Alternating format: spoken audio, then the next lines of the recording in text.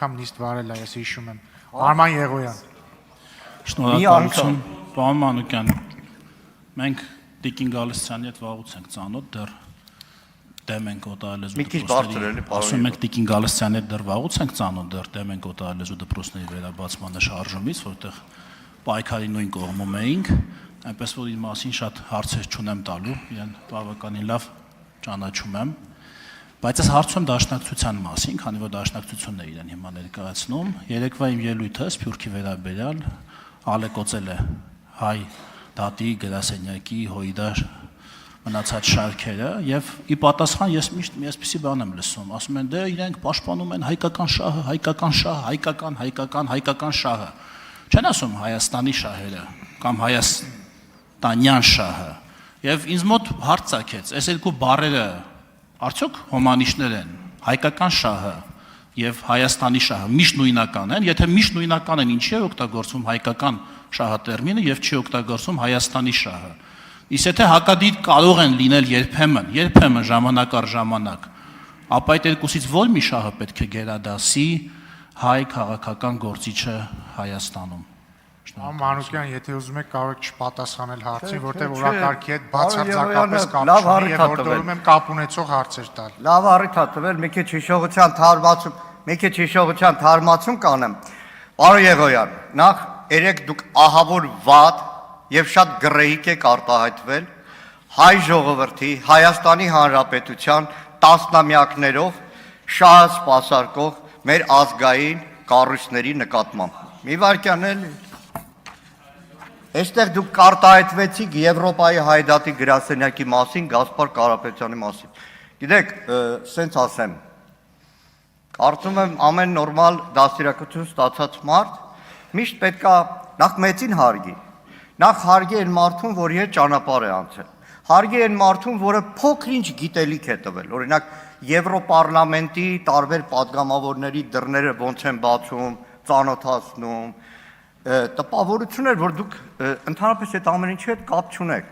բայց դե մարդիկ կան, հիշում են, հիմա Գասպար Կարապետյանը մեծ ահոգի, ամբողջ կյանքը հայրենիքին նվիրած մարդ է, մեծ ահոգի կգտնվի 1000 անգամ այդպիսի բան տեսել է, բայց մի հատ ելույթով անդրադառնալու եմ, բայց մինչև ելույթը, որ վերհիշեք, էլի ժամանակ ունենաք, սա 21 թվականի ապրիլն է, հեռավար կոնֆերանս, կազմակերպությամբ Եվրոպայի հայդատի գրասենյակի եւ Կիպրոսից Եվրոպարլամենտի պատգամավորի։ Նվիրված էր Բաքվի բանտերում գտնվող հայ ռազմագերիների վիճակին։ Իդեպ որքան տեսնում եմ, այս կոնֆերանսի մեջ մեկ էլ շատ ծանոթ դեմք է հայտնվում։ Արման Եղոյան։ Հիշեցիք։ Մի քիչ ուրիշ բաներ էլ կհիշացնեմ, բայց այդ արդեն առանձին ելույթի համար ժամանակ որ բանանեմ։ Ինչ վերաբերում է հայության եւ Հայաստանի շահերի բախմանը։ Չի կարող մի ժողովուրդ, աշխարհասփյուռ ժողովուրդ, որը իր համար հակառակ ապրում է Միացյալ Նահանգներում, ապրում է Լիբանանում, ապրում է Սիրիայում, իր համար հայրենիքը մնա Հայաստանը եւ այդ ժողովրդի տարբեր հատվածների շահերը բախվեն Հայաստանի Հանրապետության շահերի հետ։ Գիտեք, երևի սփյուռքահայերը քիչ եք շփվել, իսկ ես երջանկություն եմ ունեցել 18-19 տարեկանից ապրել այդ մթնոլորտում, լինել Սփյուռքի շատ գաղթօջախներում, ուղղակի դուք չեք ճանաչում։ Այդ մարդիկ ծնվում են, ծնվելուց հետո օրորոցայինով հայրենիքի հետ են կապվում։ Իդեպ ասեմ, տարբեր մեր ուղեկից կազմակերպություններով միայն այս տարվա ընթացքում շուրջ 3000 երիտասարդ եկել է հայրենիք։ Երնեք մեկը ներկա լիներ մեր ավանդական էլի պատմական Հոմենեթմենի հայ մարմնակրթական ընդհանուր միության, որն արդեն 100 տարեկան է, ընդհանուր միության համահայկական բանակմանը Բյուրականում։ Փշաքաղվել կարելի է, թե ոնց այդ օտար ափերում մարդն այդքան հայ կարող է լինել։ Արձագանք։ Պարոն Մանուկյան, ես ձեր հարցից, ձեր պատասխանից հասկացա, որ հայկական շահը եւ Հայաստանի շահը իրար չեն կարող հակասել, դա լրիվ նույն բանն է, ըստ սահմանման։ Այդ դեպքում ինչի նույնիսկ դուք այս ձեր խոսքի մեջ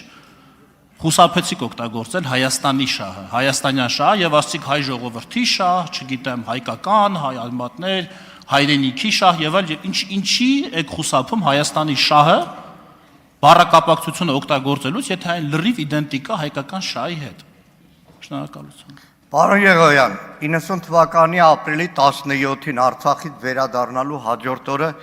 երբ որ ընդունվել եմ դաշնակցության շարքեր, երթում եմ տվել, ինչպես իմ ընկերները, ծառայել Հայաստանի եւ հայության ազատագրության դատին։ Երթում եմ տվել, որպես պատգամավոր են երթվել Հայաստանի շահը սպասարկել, որպես դաշնակցական, որպես մարդ, որպես քաղաքական գործիչ ես եւ իմ ընկերները անցնող բոլոր տարիներին այդ շահի համար ենք ապրել, ցավոք սրտի իմ շատ ընկերներ, կուսակից ընկերներ նաև նահատակվել են։ Արայիկ Հարությունյան